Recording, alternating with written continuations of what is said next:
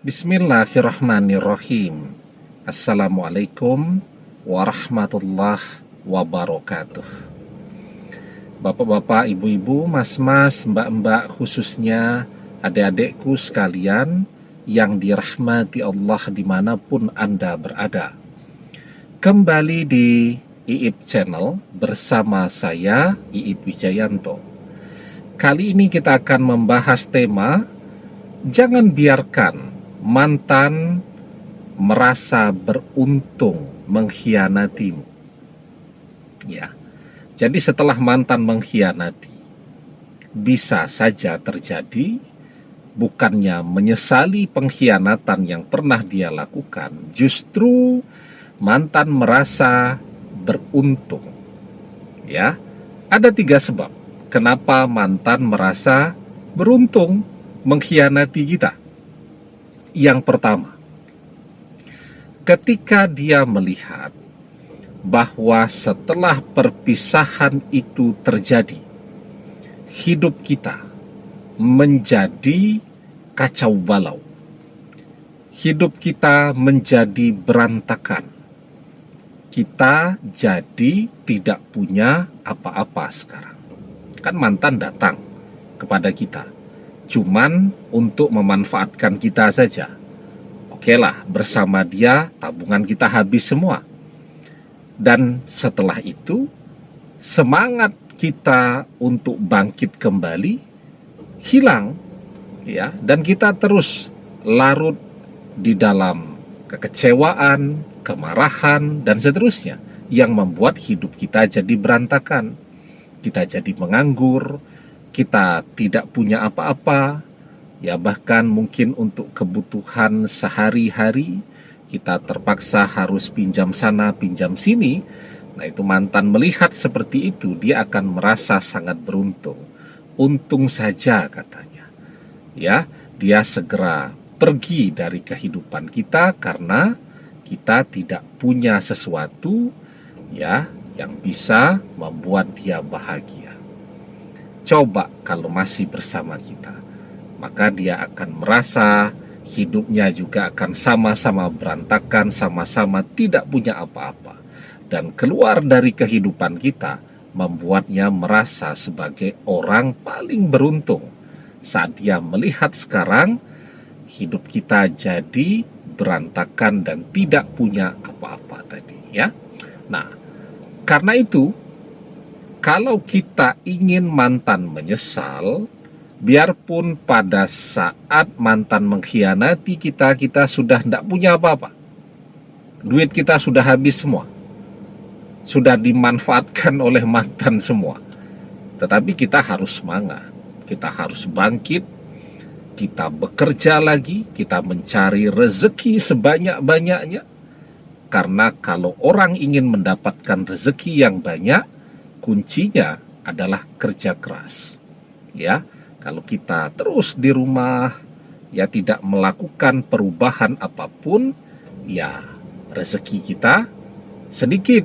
Tetapi ketika kita mau keluar rumah, kita mau menjemput rezeki kita, maka insya Allah dengan kerja keras kita, rezeki yang bisa kita dapatkan akan lebih banyak lagi. Ya. Nah, jadi sekarang kuncinya itu. Kuncinya bangkit, kerja keras. Kalau kita kaya, kalau kita mapan, nah itu mantan akan menjadi orang yang paling menyesal mengkhianati kita.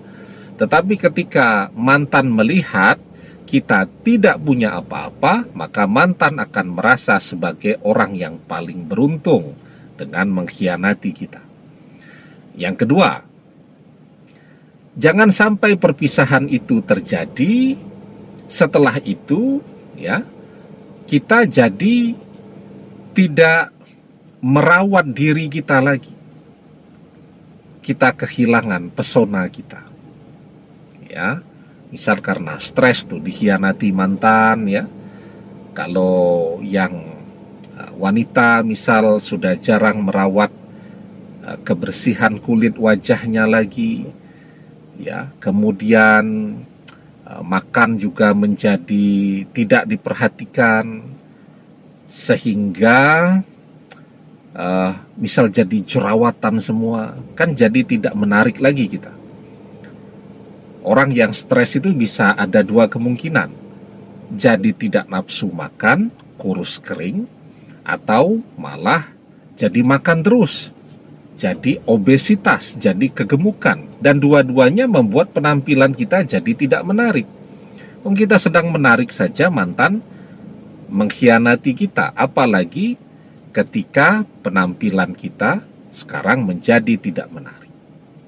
Ya, maka ketika mantan melihat setelah perpisahan itu terjadi dan penampilan kita sekarang jadi terlalu gemuk atau malah jadi kurus kering, ya, jerawat tumbuh di mana-mana, nah itu akan membuat dia merasa sebagai orang yang paling beruntung mengkhianati kita.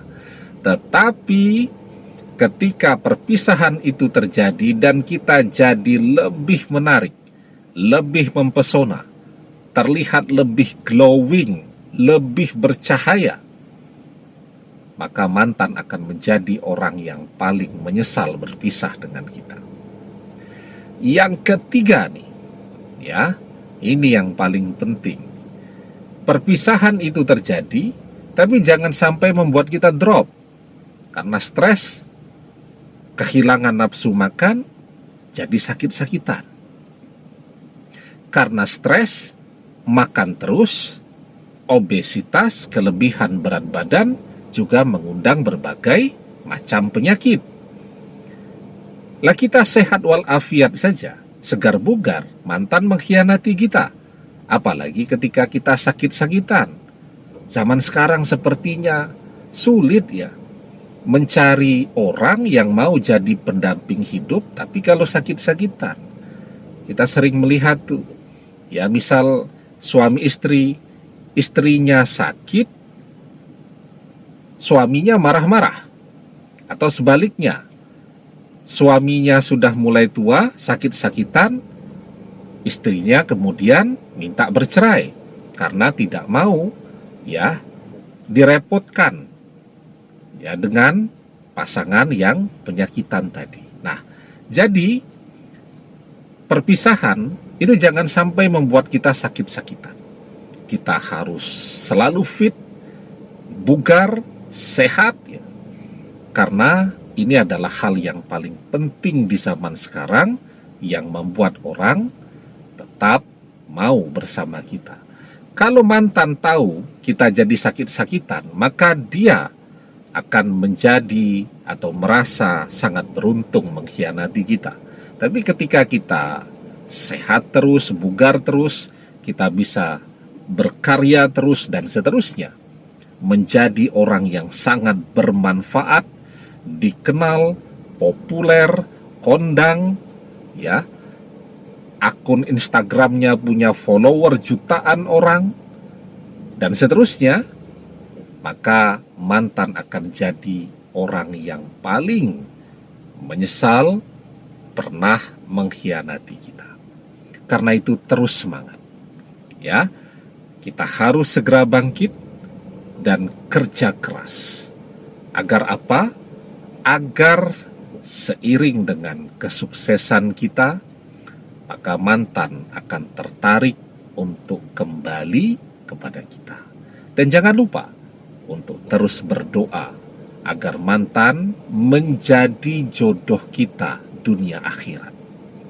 Ud'ullaha wa antum muqinuna bil ijabah wa'lamu annallaha la yastajibu du'a'am min qalbin ghafilin lahin.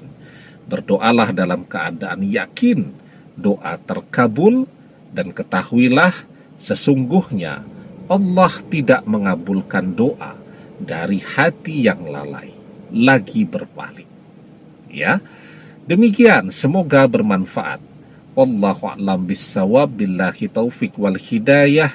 Assalamualaikum warahmatullahi wabarakatuh.